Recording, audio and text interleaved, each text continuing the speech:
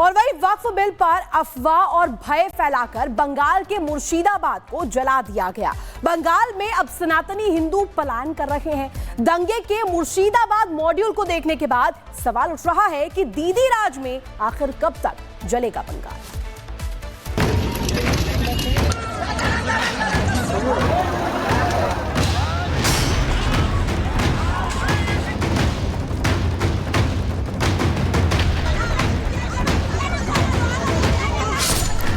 सड़कों पर आग लगी,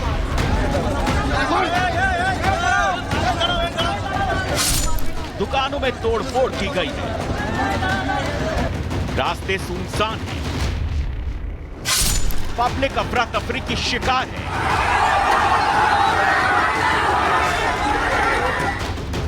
पुलिसिया गश्त चाक चौबंद है।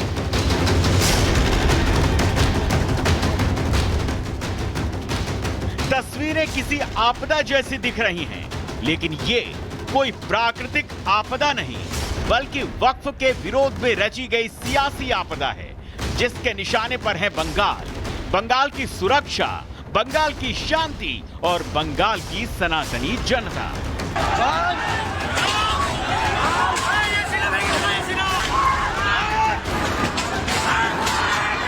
सुलगते बंगाल में सियासी आपदा के पीछे फुल ऑन तुष्टीकरण की राजनीति है। तभी तो बंगाल की जनता ही अब बंगाल में राष्ट्रपति शासन की मांग कर रही है।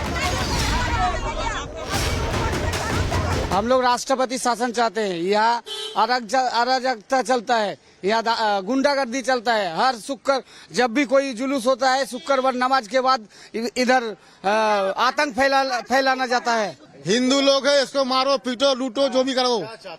हम लोग यहाँ चाहते हैं अगर शांत रहना है तो बीएसएफ कैंप एक परमानेंट रहना चाहिए। 4 घंटे तक यहाँ पर तांडव चला है और यहाँ पे पुलिस स्टेशन जस्ट 200 मीटर की दूरी में है। बंगाल की परिस्थिति को देखते हुए कोलकाता हाईकोर्ट को सुरक्षा को लेकर खुद निर्देश देने पड़ गए, लेकिन दीदी हैं कि मानती ही नहीं। दीदी कहती हैं बंगाल की पुलिस स्थिति नियंत्रण करने में सक्षम है, लेकिन अदालती आदेश ऐसा बिल्कुल नहीं मानता और अब बीएसएफ की कंपनियों को सुरक्षा में चप्पे चप्पे पर लगा दिया गया है, जिसके समर्थन में बंगाल की महिलाएं भी अपनी महिला मुख्यमंत्री को नसीहत दे रही हैं। को सुरक्षा चाहिए और कुछ नहीं चाहिए। हम लोग को दुकान तोड़ दिया है, आदमी को मार काट दिया है, ये सब तोड़ दिया है, ये सब चोरा के ले गया, लूटपाट करके ले गया सब कुछ। वोट बैंक की सियासी आपदा में मुर्शिदाबाद मॉड्यूल सामाजिक विभाजन का नया प्रयोग बनता जा रहा है। राजनीतिक बयानबाजियां तेज हैं। हिंदू संगठन और हिंदू संत दोनों ही बंगाल में ममता सरकार को विफल बता रहे हैं। लूटपाट कौन सी मसला इस्लाम की संस्कृति है भाई?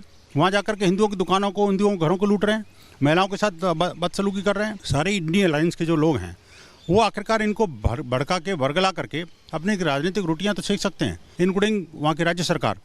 वो बेहद गंभीर है। बांग्लादेश जैसा बंगाल में हो रहा है, वहाँ पे राष्ट्रपति का शासन लगना चाहिए। ममता जी के राज में गुंडागर्दी चल रहा है, हम साधु संत बड़े दुखी हैं। बंगाल के मुर्शिदाबाद में, शमशेरगंज, धुलियान में अतिरिक्त पुलिस बल की तैनाती कर दी गई है, जबकि 150 लोगों को हिंसा के आरोप में गिरफ्तार किया गया है। बंगाल हिंसा पर अब बीजेपी सवाल उठा रही है और पूछ रही है टीएमसी के सांसद यूसुफ पठान कहां पर हैं?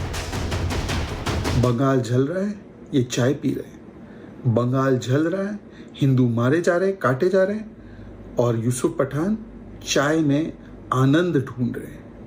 ये है टीएमसी। वक्फ बिल के विरोध में जलते सुलगते बंगाल में हिंदू सनातनी लगातार असुरक्षित होते जा रहे हैं। ऐसे में ममता दीदी से हर कोई ऊंची आवाज में पूछ रहा है, दीदी बंगाल आखिर कब तक जलेगा? Bureau report, Republic Bharat. और वक्फ कानून को लेकर आग लगाने वालों की जमात है कि मानने को तैयार नहीं है। बंगाल की जलती तस्वीरें तस्दीक कर रही हैं कि जब जब ममतामयी हाथ दंगाइयों के साथ होते हैं तो बंगाल से सनातनी विलुप्त होने लगते हैं। वक्फ के नाम पर भड़काऊ राग एक बार फिर ओवैसी भाईजान अलाप रहे हैं।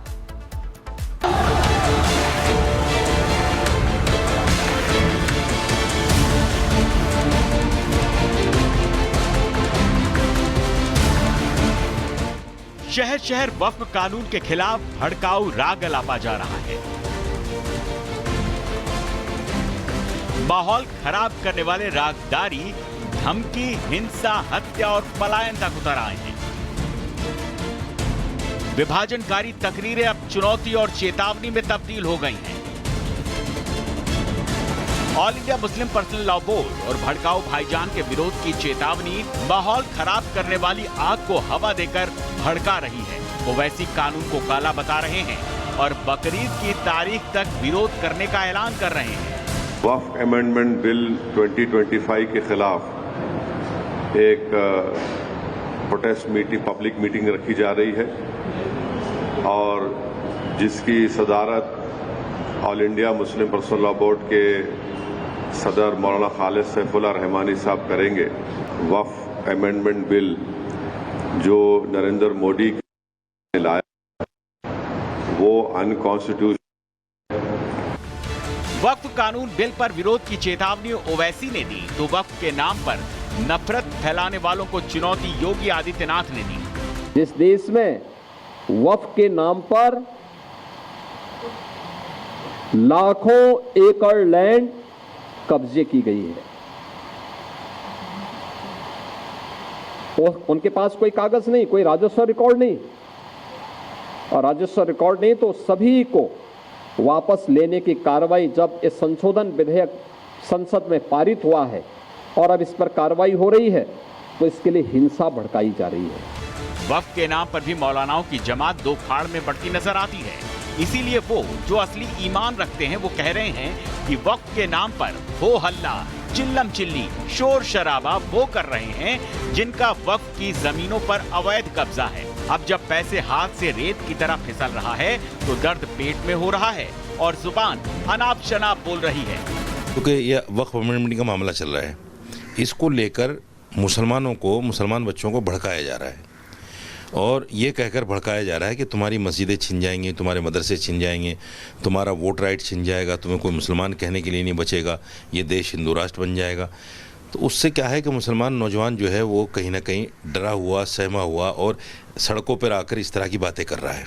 मैं तमाम मुसलमानों से ये अपील कर रहा हूँ कि धरना प्रदर्शन, एजिटेशन न करें, किसी के बहकावे, उकसावे और भड़कावे में ना आए, इसलिए कि ये जो बिल है वक्फ संशोधन बिल, इससे आम मुसलमानों को कोई नुकसान नहीं है बल्कि फायदा होगा।